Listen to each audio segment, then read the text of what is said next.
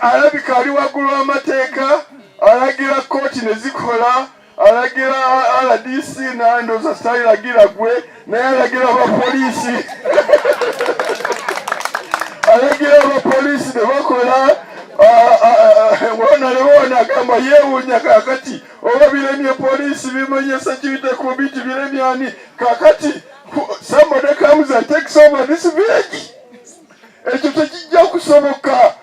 Amateeka mugawulidde, directives za president muziwulidde, RDC wali naye okusinzira ngeri gy'ayogeramu ayogeza maanyi ne body language y'amaanyi abadde abulamu kano kokka kati tukamuwadde era obanga security team eno ekulemesezza eggulu lya leero Madamu Fiona genda ogikyuse yonna yonna omuwe security endala oba yeeyongeramu bweyongezi kuko nga emmundu z'abadde alina ntono. Let us give her bigger guns tumuwe zisingalayo munene wabeewo eddembe mu kitundu kino ago amannya ge basomye oba amannya ge gabadde gateganya eggulu olwaleero nabo bagibe mu sitationi zaabwe baddeewo mukama waabwe IGP afune gy'abalaga ng'ate bagenze sulu security disciplinary committee. Fawano tetubeetaaga tebayambye pulezidenti tebayambye bantu bannange tuvuga emmotoka ezo tuvuga ne batugulira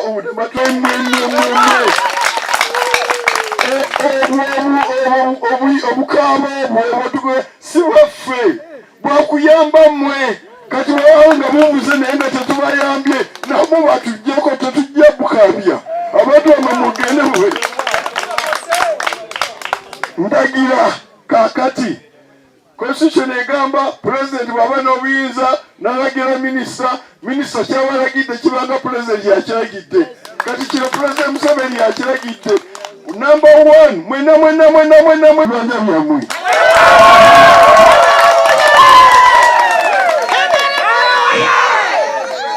bwe muba mwagala eyo garanti tekwatibwako oba olina ekyapa oba tolina eyo garanti ya constitution.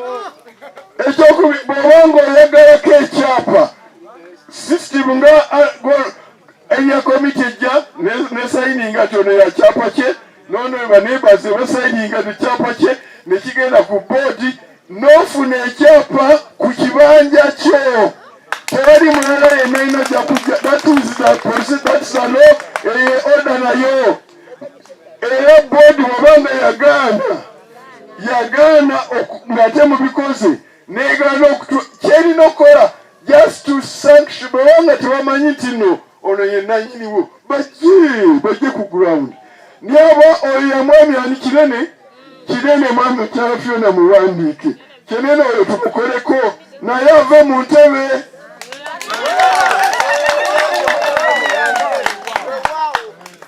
Section weeryawo ndoza 60 something of your land committee engeri temubawo bino byapa bya liizi bannange toba mu kibanja ne bakuwa ekyapa kya liizi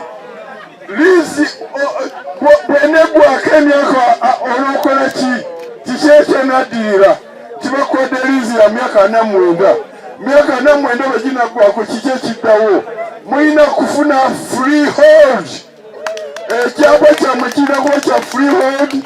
Pulezidenti Museveni yagamba nti musaagala bannayuganda abantu bange ate bafune ebyapa bagenda okufa nga ate biweddeko abaana baabwe tebalina kye bakola. Kyabasayo article 277 article 5 yenna bw'obanga kati ekyalizi kyolina genda mu District Board ba Uganda Land Commission etteeka limaze okukolebwa Uganda Land Act ne process weri liizi mugikyuse freehold obeere n'obwannannyini emirembe n'emirembe neera n'abaana n'abazuku n'abajuku.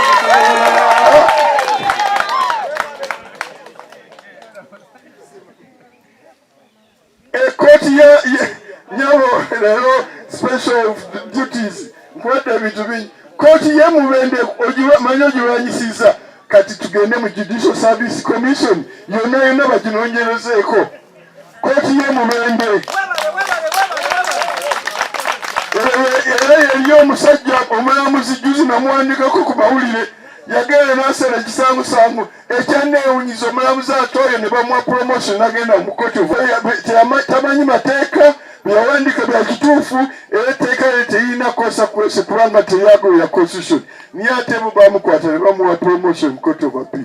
Era byonna tujja kutuula tuwandike ekiwandiiko ekirungi tugambe Judicial Service Commission erongoose oba kyetagisa bonna abali mu Mubende Gundi Land Court System LC oba grade 1 grade chief grade what judge ki bonna oba bawaza Kiwoga oba bakyali e Mubende bonna bagiweewo. Bano beempulidde tuwaba bakifeesi wano bajja batya wano tumanyi nti no buli ava gyali bw'ajjamu LC wano aleeta ebbaluwa evudde eri gy'avudde n'agireeta S1 n'agikiriza n'alyokaga ati kale obeere wano.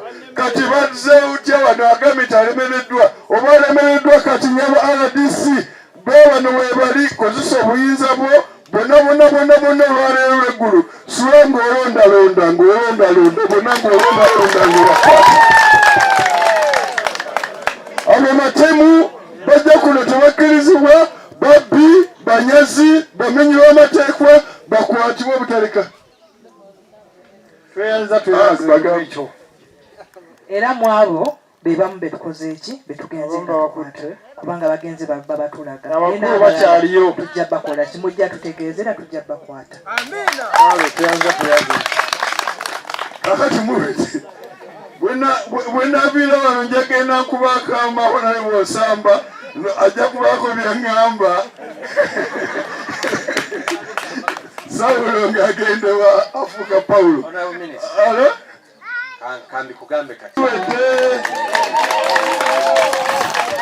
Nagambye ani ate kwebaza RDC okoleddewo era nze namulabye obwedda twogera naye ayogeza nenkola nendeeta minisita nendeeta ki ajja kukola era akoleddewo abantu mulabye bakwatibwa. Kakati gwe ani DJ abantu bano babonyeebonye okumala akaseera njagala bazine kakati njagala bazine saako terina